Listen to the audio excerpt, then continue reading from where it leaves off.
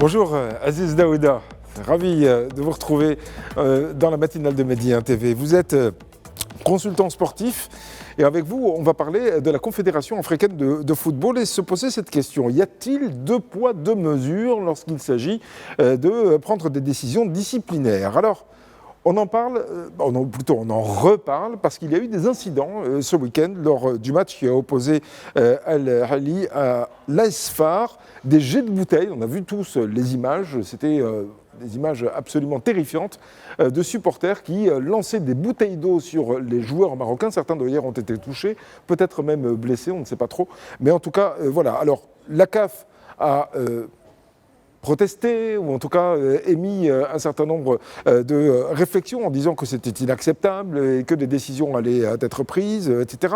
Il faut noter aussi qu'il y avait eu des incidents lors du match aller, c'est-à-dire ici au Maroc avec les supporters de l'AS FAR qui ont écopé lors de ces incidents de 2 matchs à huis clos.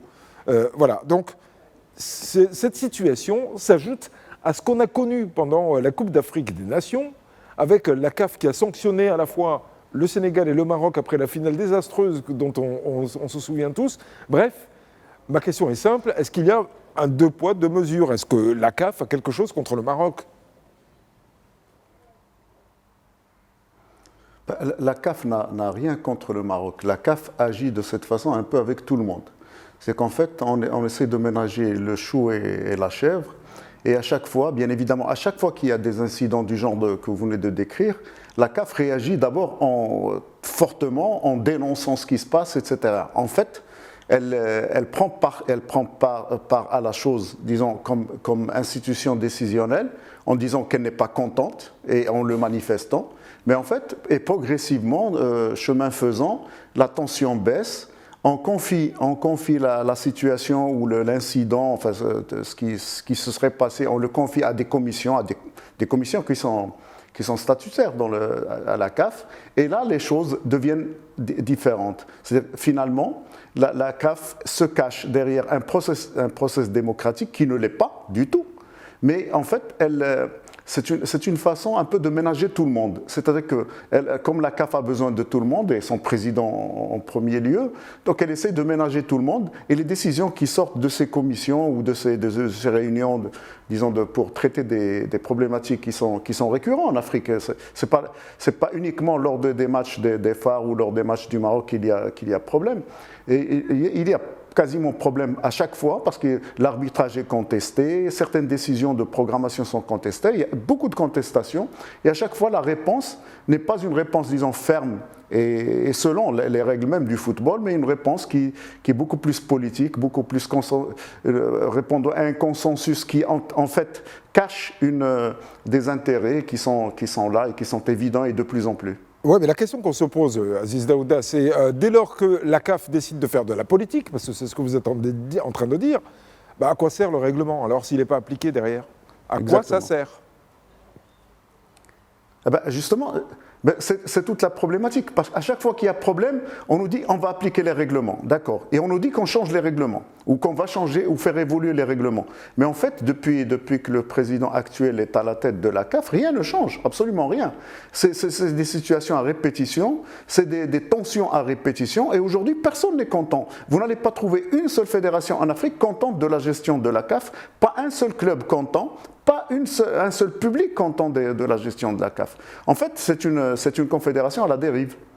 Oui, alors ça part à la dérive et surtout on ne comprend pas les décisions et c'est ça qui peut avoir des conséquences après pour le football africain en général, c'est-à-dire que des décisions qui devraient être claires, fermes et précises deviennent des décisions finalement qui sont le fruit de consensus mous. Et donc est-ce que ça met en danger finalement le football africain dans son ensemble? En tous les cas, ça le place dans une situation très difficile. Aujourd'hui, toute la problématique, c'est qu'il y a suspicion partout. Il n'y a plus aucune décision qui soit acceptée parce que justement, au départ des décisions, il y a cette volonté de rester dans le flou, de rester dans une certaine opacité, de façon à ménager un peu tout le monde, comme je le disais tout à l'heure. Et donc, finalement, les décisions ne sont comprises de personne. Et donc, il y a une tension véritable, un climat de suspicion qui fait qu'aujourd'hui, le football africain, enfin, les gens du football africain ne sont pas contents de leur gestion, le public n'est pas content, personne n'est content, et finalement, c'est l'image même du football africain qui est écornée. Ouais. Est-ce que les autres confédérations connaissent les mêmes problématiques? Je pense aux Asiatiques, je pense aux Américains par exemple, les Européens qui sont pas loin de nous. Est-ce que c'est les mêmes situations ou alors il y a une exception africaine? Là, il est normal qu'il y ait une exception africaine parce qu'il ne faut pas oublier que la performance sportive est une expression culturelle et donc le football africain ou le comportement même des gens du football africain est différent de celui des Européens, etc. Mais toute la problématique est dans l'application des règles parce qu'il y a quand même des règles universelles. Il y a une justice à entretenir parce que toute la problématique c'est que quand vous sentez que les décisions ne sont pas justes, vous êtes frustré. Mais en fait, quand vous regardez les décisions qui sont prises, notamment quand il s'agit de sanctions, elles sont prises à l'encontre de tout le monde, mais contre personne à la fois. C'est à la fois des décisions donc de remise en question de la situation qui a engendré le conflit. Donc on essaie de réparer les préjudices subis, etc. Mais finalement, les préjudices ne sont jamais réparés. Oui. Alors sur qui il faut compter? J'ai envie de dire, est-ce qu'il faut compter sur la FIFA qui peut-être d'en haut pourrait décider que ça ne fonctionne pas et que ça ne peut pas continuer à fonctionner comme ça? Est-ce qu'il faut compter sur le tribunal arbitral du sport qui pourrait trancher de manière plus nette et plus ferme s'il était saisi? Il faut rappeler que la FIFA s'était déjà immiscée dans les affaires internes de la CAF en désignant une secrétaire générale, une dame qui était du Sénégal d'ailleurs, à qui la FIFA avait confié la gestion de la Confédération africaine pendant quelques années. On a connu cette situation, c'est que la FIFA avait ressenti déjà qu'il y avait problématique il y a quelques années déjà. Mais malheureusement, on est revenu à la normale avec un secrétaire général aujourd'hui qui est contesté. Vous savez qu'il y a une enquête derrière qui est quand même assez préjudiciable au football africain. Et il y a toutes ces décisions qui se sont accumulées parce que, comme par hasard, il y a une succession c'est la loi des séries, il y a une succession de problèmes qui ont suscité, donc qui ont amené la CAF à soi-disant décider, mais aucune décision véritable n'a satisfait personne. Et donc les gens se retournent vers la FIFA. Mais la FIFA ne peut pas toujours interférer dans les affaires internes de l'Afrique, elle ne va pas s'occuper que de l'Afrique. La FIFA a ses problématiques, a ces situations qui est aussi qu'on peut discuter une autre fois, mais la FIFA n'a pas vocation à venir s'immiscer dans les affaires de la CAF à chaque fois.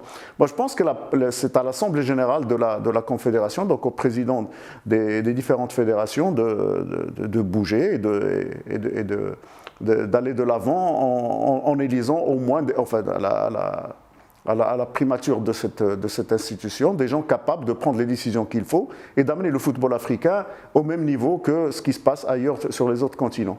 Oui, on a entendu des voix s'élever justement contre la Fédération africaine de football en disant les décisions ne sont pas prises mais il faut sauver le football africain.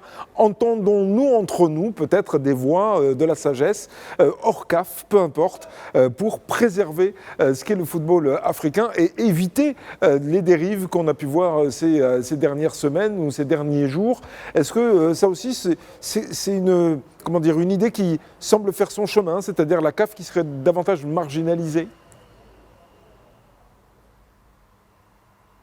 On ne peut pas la marginaliser parce que les statuts sont tels qu'il y a une seule confédération par continent et c'est cette confédération à qui on confie la gestion des compétitions continentales. Donc il n'y a pas d'autre solution que la CAF. Maintenant, les solutions, s'il devait y en avoir, devraient venir de l'Assemblée générale d'abord pendant les élections.